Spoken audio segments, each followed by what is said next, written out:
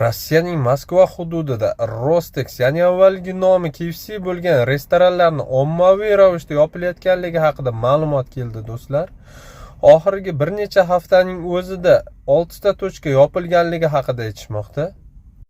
Buning asosiy sababi ovqat sifati va xizmat ko'rsatishning keskin buzilganligi va buni oqibatida mijozlar kelishi uzil-kesil to'xtaganligi ekan. KFC'ni yaxshi ko'rib iste'mol qiladigan yurtdoshlarimiz bilishadi, hozirgi kunda Rostex restoranlarida asosan Hindistondan kelgan migrantlar ish faoliyatlarini olib bormoqda. Hindistonliklarni kuxnya va oshxona sohasida qaysi darajada sanitar gigiyenik qoidalarga amal qilishlarini ko'plab videolar orqali ko'rganmiz, do'stlar.